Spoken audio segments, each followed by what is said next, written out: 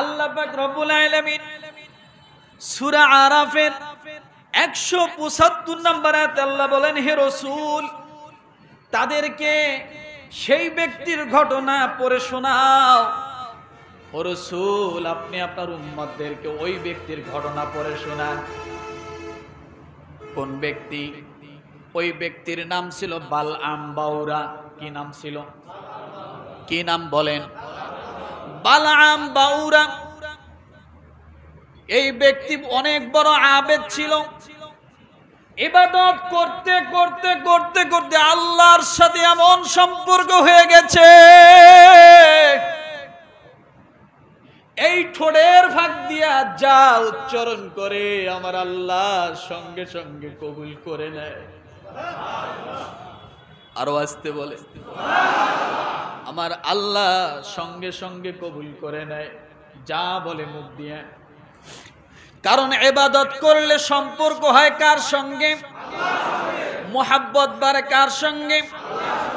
আল্লাহর সাথে মোহাব্বত বাড়ে, আল্লাহর সঙ্গে প্রেমের সম্পর্ক হয়ে যায়। বান্দা যত ইবাদত করবে সম্পর্ক হবে আল্লাহর। কার বলেন? দুনিয়ার মানুষের কাছে টাকা দিয়ে সম্পর্ক কেনা যায়, দুনিয়ার মানুষের কাছে দলের জন্য সম্পর্ক হয়, পদের জন্য সম্পর্ক হয়, কিন্তু এই পদ এই পদবি চিরদিন টেকে না। কথা ঠিক কিনা? কিন্তু ইবাদতের মাধ্যমে আমার আল্লাহর সঙ্গে বান্দার সম্পর্ক কেমন হয়? এই বালআম বাউরা এত বড় আবেদ ছিল, এই দুই ঠোঁটের ভাগ দিয়ে যা বাহির করত, যা বলতো আল্লাহর দরবারে তাই কবুল হয়ে যেত। কিন্তু মূসা আলাইহিস সালাতু ওয়াস সালামের জামানার ব্যক্তি হলেন ইনি, বনি ইসরাইলের মানুষ। এই বালআম বাউরা আল্লাহ নবী মূসা আলাইহিস সালাতু ওয়াস সালামের সঙ্গে তার বায়াত ছিল, অর্থাৎ মূসা আলাইহিস সালামের কাছে সে ঈমান গ্রহণ করেছিলেন, মূসা আলাইহিস সালাতু ওয়াস সালামকে নবী হিসেবে মেনেছিলেন, মূসা আলাইহিস সালাতু ওয়াস সালামের অনুসারী ছিলেন। কিন্তু মূসা আলাইহিস সালাতু ওয়াস সালাম এক এলাকায় থাকতেন, বালআম বাউরা আরেক এলাকায় থাকতেন। কিন্তু বালআম বাউরা যে এলাকায় থাকতেন ওই এলাকার মানুষগুলো অধিকাংশ মুশরিক ছিল। কি ছিল বলেন? অধিকাংশ মানুষ মুশরিক ছিল। আল্লাহর নবী মূসা আলাইহিস সালাতু ওয়াস সালাম যখন মুশরিকদেরকে দাওয়াত দিচ্ছিলেন আল্লাহর পথে, বারবার আল্লাহর পথে ডাকছিলেন, মুশরিকরা তার দাওয়াত গ্রহণ করে না। গ্রহণ না করার কারণে মূসা আলাইহিস সালাতু ওয়াস সালামকে আল্লাহ হুকুম দিলেন, তুমি তাদের বিরুদ্ধে যুদ্ধ ঘোষণা করো। হযরতে মূসা আলাইহিস সালাতু ওয়াস সালাম যখন যুদ্ধ ঘোষণা করলেন ওই বালআম বাউরার এলাকার মানুষের সঙ্গে, কিন্তু বালআম বাউরা ওই এলাকায় বসবাস করে। যখন এলাকার মুশরিকরা জানতে পারলো মূসা আমাদের সাথে যুদ্ধ করবে, মূসা আলাইহিস সালাতু ওয়াস সালাম যুদ্ধ করবে এই কথা যখন বুঝতে পারলেন, ওই মুশরিকরা নিশ্চিত জানলেন যে আমরা কোনোদিন জয়লাভ করতে পারবো না মূসার কাছে। কার কাছে বলেন? মূসার সাথে কোনোদিন আমরা জয়লাভ করতে পারবো না। কারণ মূসার কাছে এমন এক লাঠি আছে যে লাঠি সঙ্গে সঙ্গে সাপ হয়ে যায়। কি হয়ে যায়? এই লাঠি সাধারণ লাঠি না, এই লাঠি জান্নাতের লাঠি। আদম আলাইহিস সালাতু ওয়াস সালাম যখন দুনিয়ার জমিনে জান্নাত থেকে চলে আসে, আমার আল্লাহ ডাক দিয়ে বলেন, নবী আদম রে, দুনিয়ার জমিনে যাচ্ছ, কিছু সামানা জান্নাত থেকে নিয়ে যাও, জান্নাত থেকে কিছু সামানা নিয়ে যাও। জান্নাত থেকে সামানা আনতে যায় হযরতে মূসা আলাইহিস সালাতু ওয়াস সালাম ওই লাঠিটা জান্নাত থেকে নিয়ে, আদম আলাইহিস সালাতু ওয়াস সালাম ওই লাঠিটা জান্নাত থেকে নিয়ে দুনিয়ার মধ্যে আসছিলেন। আদম আলাইহিস সালাতু ওয়াস সালাম থেকে পর্যায়ক্রমে মূসা আলাইহিস সালাতু ওয়াস সালামের হাতে আমার আল্লাহ তাআলা লাঠি তার জিম্মাদারিতে দিয়া দেন।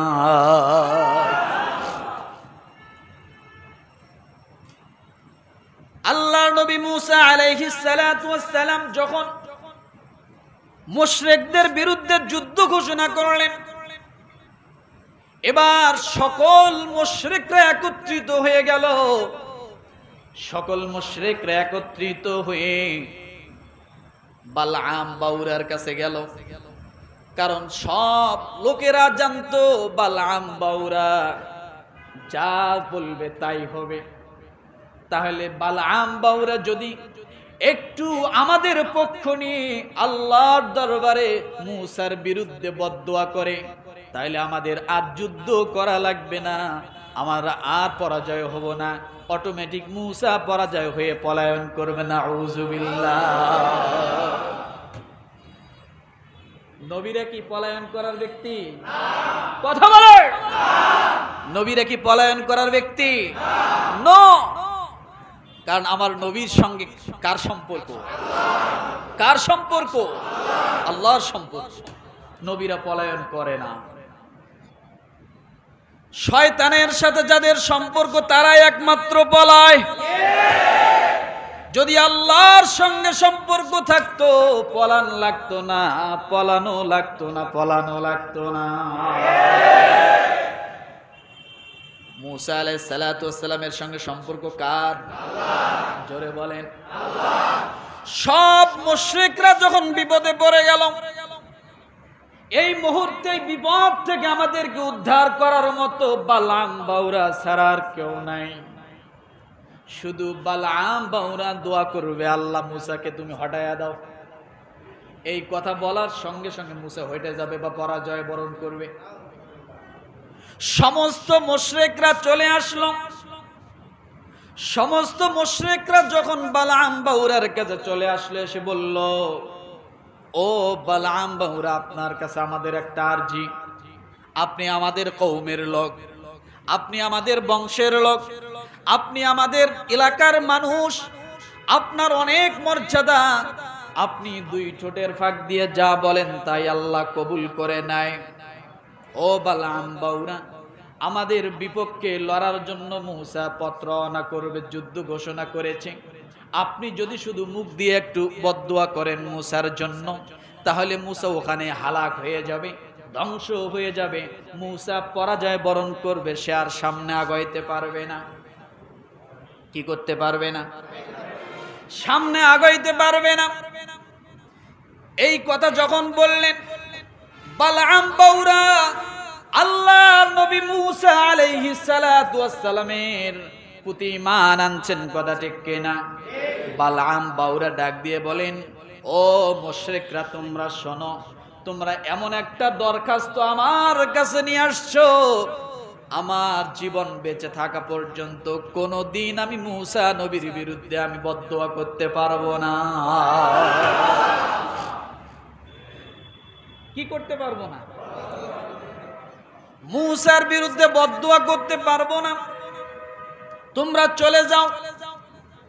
যখন চলে গেল, আবার পরের দিন চলে আসছে, আরো এলাকার লোকজন সমবেত করে সকলেই মিলে বালআম বাউরার কাছে চলে আসছে। সূরা আরাফ আয়াত নম্বর 175 এবং 76 পড়ুন।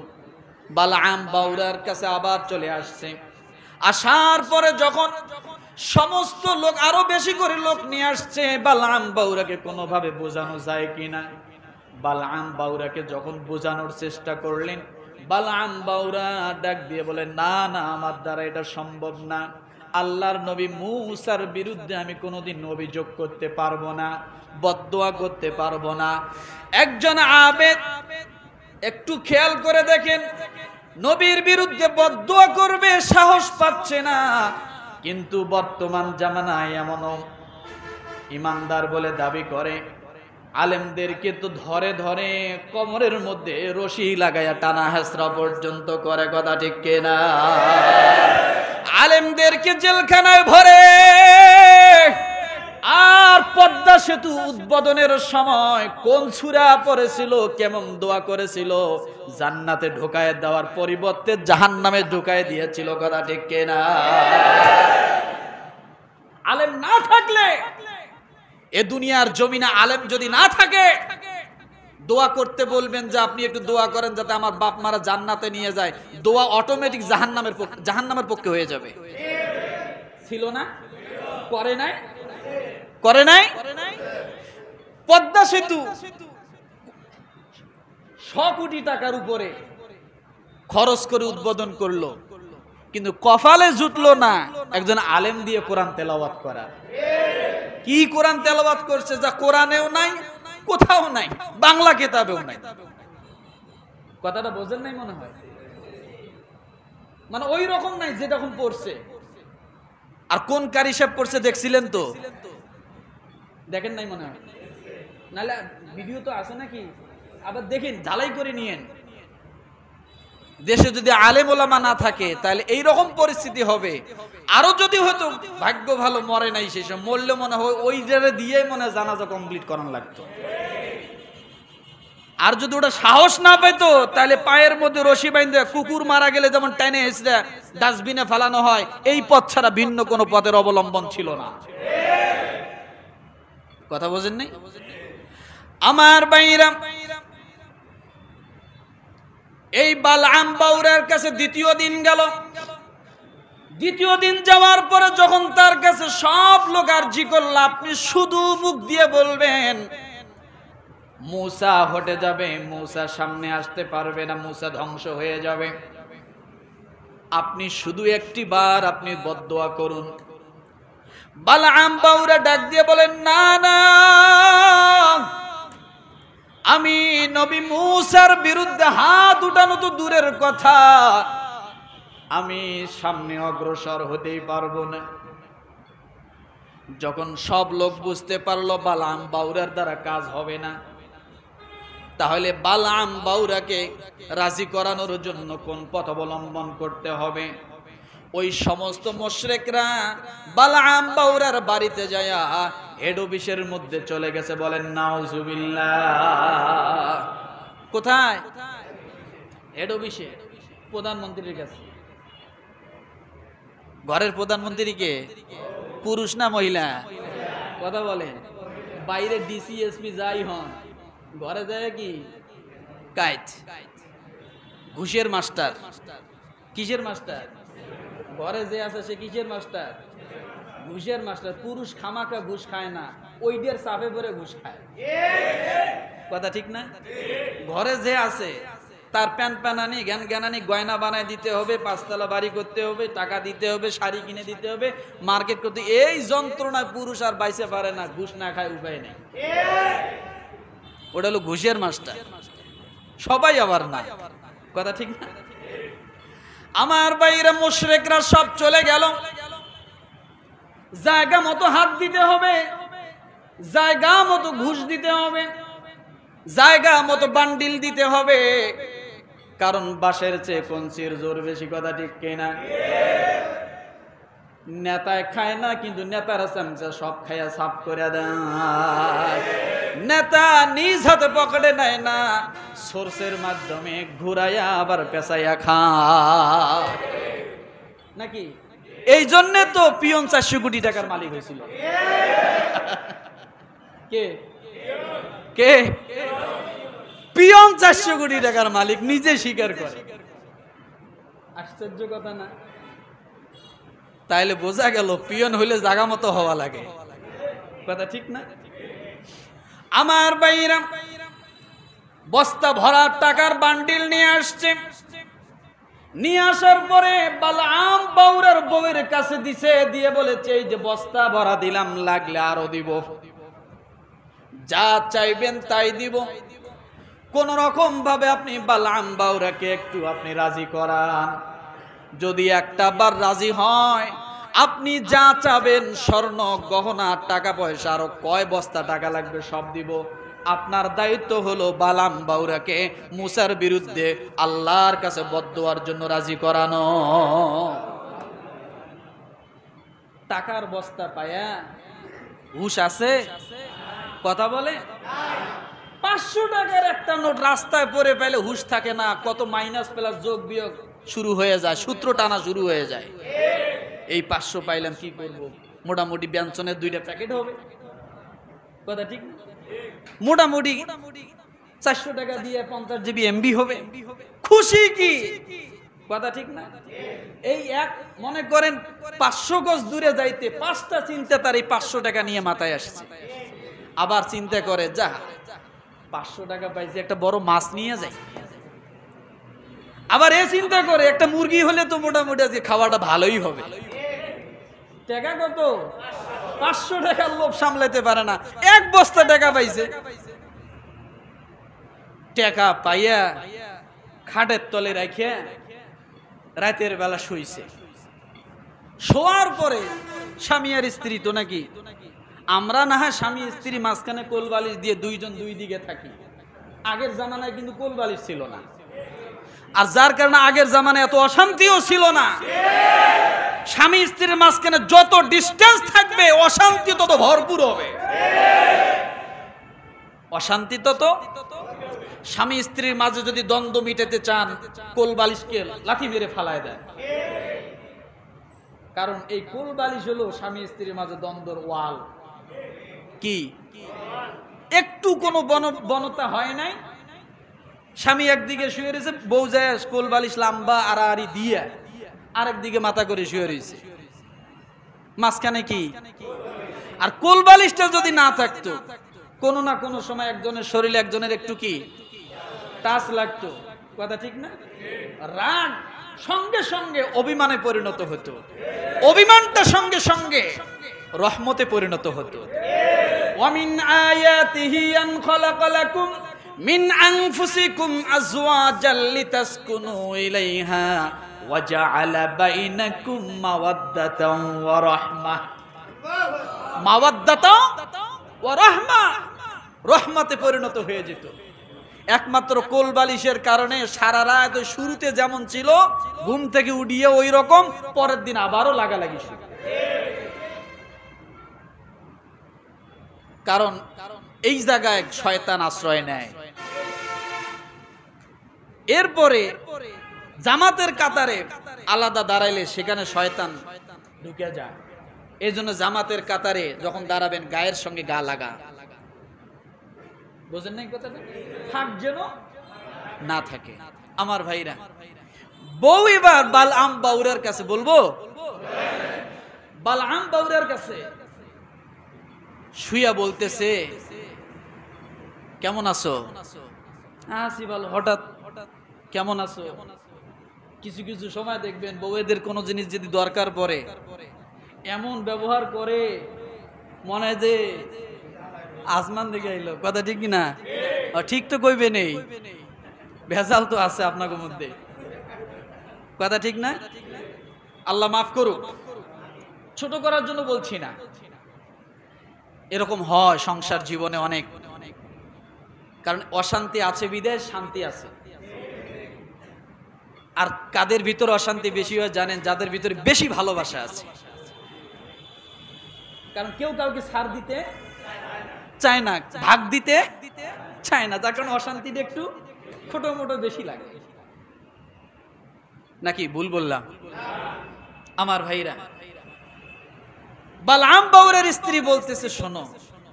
বলে কি, জীবনে কোনো কথা তো আমার শুনছো কিনা আমার মনে নাই, কারণ তারা কিন্তু ক্ষণিকের মধ্যে আপনার 80 বছরের যত ভালো কিছু আছে সব উলট পালট করে দেবে। ভয় পাইছেন নাকি? সব উলট পালট করে দিবে। যদি একটু কিছু মনে করেন, পান সুপারি আনতে বলছে, পান আনছেন, সুপারি আনতে মনে নাই, খুলে দেখে যে পান আছে সুপারি নাই, তোমার দ্বারা আমার জীবনে কোনোদিন উপকারে হয়নি, এক কথা সব ছাড়, কথা ঠিক না? আমার ভাইরা, তারপরও তারা নরম মনের মানুষ। মেয়েরা কোনো কষ্ট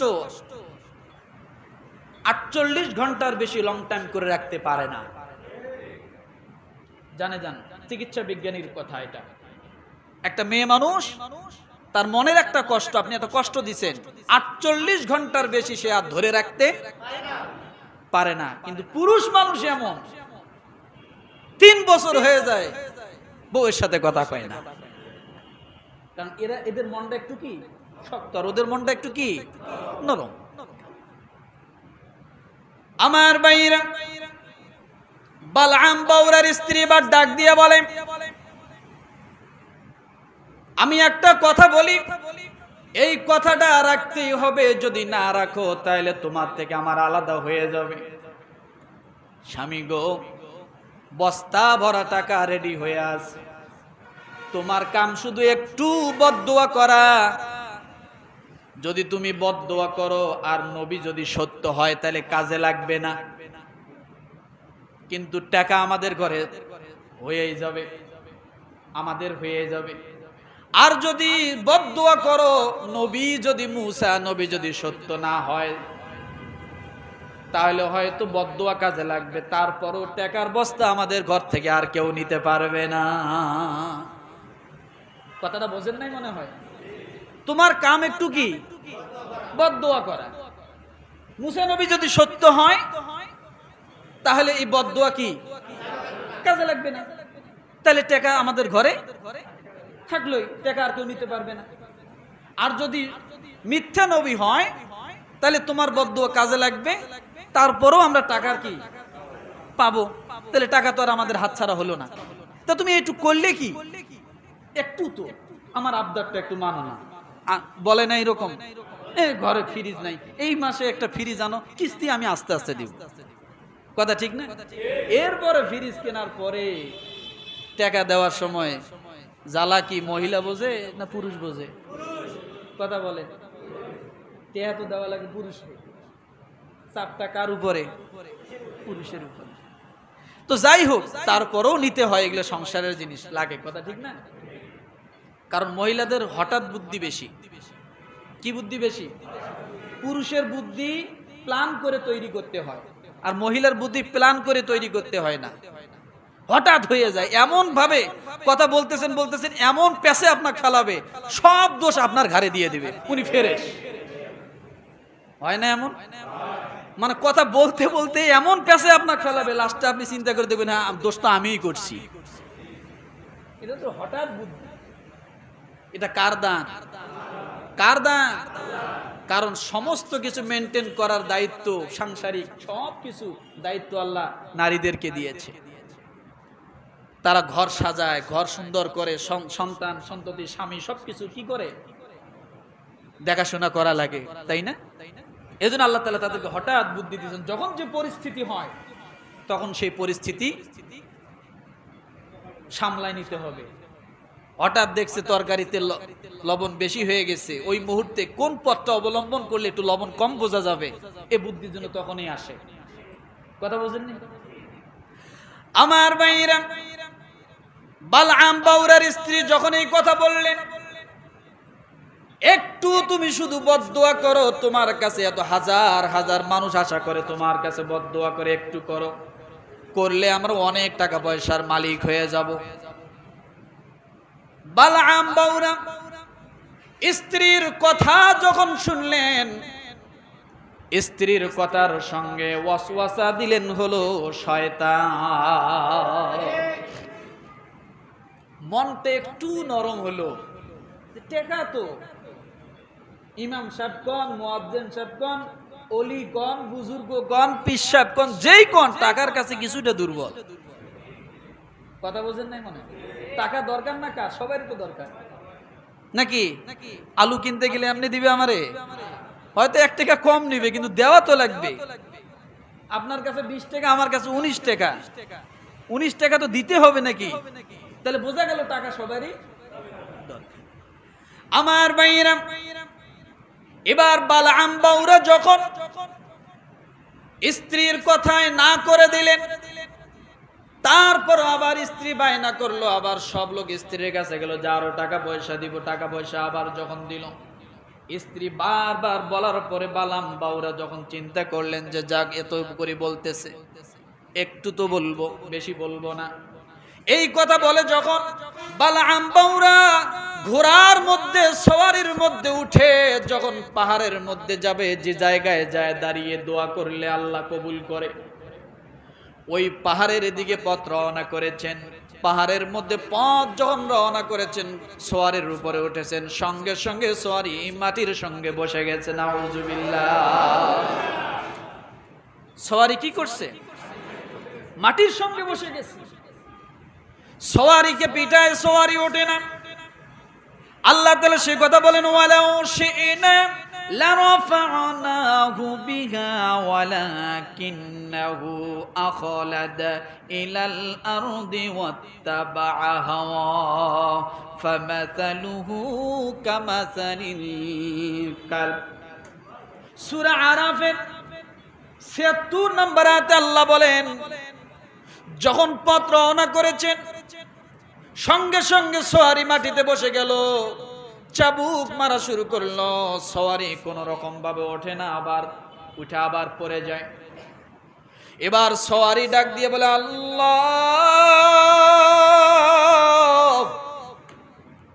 কিছু সময়ের জন্য আমার জবানটা খুলে দেন। আমি তো আপনার সৃষ্টি আর আপনার বন্ধুর বিরুদ্ধে বদদোয়া করতে যাই আমার পিঠের উপরে।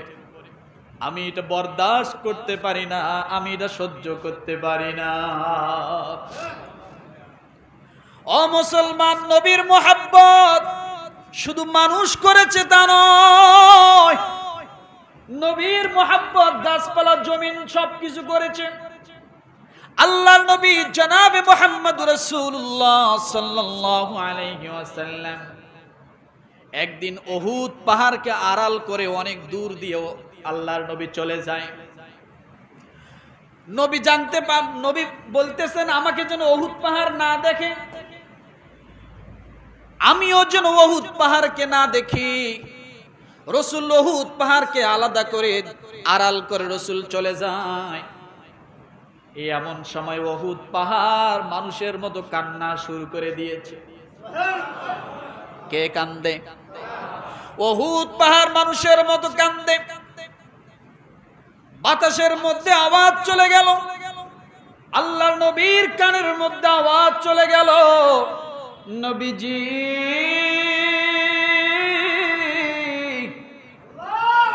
আপনি যে পাহাড়কে না দেখার জন্য আড়াল করে চলেন, আপনার বিরহে উহুদ পাহাড় আমার কাছে কান্দে।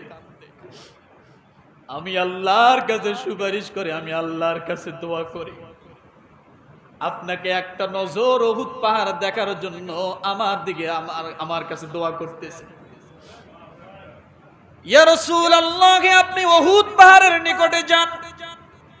এই কথা যখন নবীজিকে আল্লাহ জানিয়ে দিলেন, আল্লাহর নবী উহুদ পাহাড়ের কাছে চলে আসলেন। উহুদ পাহাড় নবীকে দেখে, নবীজি উহুদ পাহাড়কে দেখে। আল্লাহর নবী চোখের পানি ছেড়ে দিয়ে ডাক দিয়ে বলেন, ও আমার সাহাবীরা শোনো, উহুদ পাহাড় আমাকে মহাব্বত করে, আমি উহুদ পাহাড়কে মহাব্বত করি। উহুদ পাহাড় জান্নাতের মধ্যে থাকবে। উহুদ পাহাড় কোথায় থাকবে? যার কারণে হাদিসে উহুদ পাহাড়ের ভাষা অনেক বেশি আসছে। সুবহানাল্লাহ। আমার ভাইরা, বালআম বাউরা যখন ওই পাহাড়ের দিকে ওঠার জন্য পথ রওনা করলেন, সওয়ারি এবার বলতেছে, বালআম বাউরা রে, আমাকে আর মেরো না, আমার পিঠে তোমার চড়ার দরকার নেই, ওঠার দরকার নেই। তুমি যে নবীর বিরুদ্ধে বদদুয়ার জন্য যাচ্ছ, ওই নবীর মালিক আমি, আমার আল্লাহ আমাকে সৃষ্টি করেছেন, আমার দ্বারা সম্ভব না মুসার বদদুয়ার জন্য আমি তোমাকে পিঠে করে নিয়ে যাব।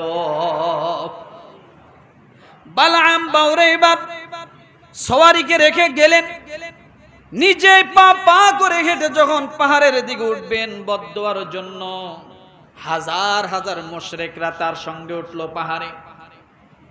এবার মুসার বিরুদ্ধে বদদুয়া করবে যাতে যুদ্ধে পরাজয় হয়, সেজন্য এদিকে না আসতে পারে। বালআম বাউরা যখন আল্লাহর দরবারে হাত উঁচু করে দোয়া করেন, দোয়া করবেন, আয় আল্লাহ মুসাকে আপনি হালাক করে দেন, এই দোয়া করবেন। কিন্তু ওই দোয়া উল্টা হয়ে যায়, অর্থাৎ এই দোয়া চলে আসে যে এই মুশরিকদেরকে আপনি ধ্বংস করে দেন, হালাক করে দেন।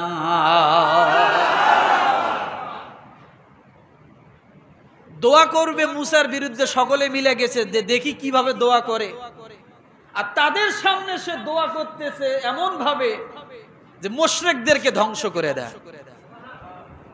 সকলে আশ্চর্য হয়ে গেল। টাকার বস্তা দিলাম, টাকা আগে দেওয়া ভুল হয়েছে, পল্টি দিচ্ছে এখন। বালাম বাউরা ডাক দিয়ে বলে, ও আল্লাহর বান্দারা শোনো, আমি মুসার বিরুদ্ধে বদদোয়া করতে যাই, কিন্তু কেন জানি উল্টা হয়ে যায়। আমার মুখ দিয়া মুসার বিরুদ্ধে বদদোয়া আসে না, তোমাদের বিরুদ্ধে বদদোয়া আসে। আমি কি করব? কথা বোঝেন নাই? আল্লাহ পাক রব্বুল আলামিন এতটুকু দিয়ে বোঝাচ্ছেন দুনিয়ার মানুষ। তোমরা সূরা আরাফের ৭৬ নম্বর আয়াতটা পড়ে দেখো, ওয়ালাউ শি'না লারাফা'নাহু বিহা ওয়ালাকিন্না আখলাদা ইলাল আরদি ওয়াত্তাবা'a হাওয়াহু ফামাসালুহু কামাসালিল কালব। রব্বুল আলামিন বলেন, আমি ইচ্ছা করলে সেই আয়াত সমূহের বদৌলতে তাকে উঁচু মর্যাদা দান করতাম। কি মর্যাদা দান করতেন? আয়াতটাকে আল্লাহর নিদর্শন। আর নিদর্শনটা কি? বালাম বাউরা দুই ঠোঁটের ফাঁক দিয়ে যা দোয়া করতো আল্লাহ তাই কবুল করতো। মুস্তাজাবুদ দাওয়া ছিলেন, যা বলতেন তাই হতো। কত বড় আল্লাহর নিদর্শন, কথা ঠিক না? কিন্তু সে দুনিয়ার দিকে ঝুঁকে পড়লো এবং নিজ প্রবৃত্তির অনুসরণ করলো। সুতরাং তার দৃষ্টান্ত ওই কুকুরের মতো, তার জিহ্বা ঝুলে এমন ভাবে লম্বা হয়ে গেল, বালাম বাউরার জিহ্বা মাটির সঙ্গে স্পর্শ করা শুরু করে দিল। নাউজুবিল্লাহ।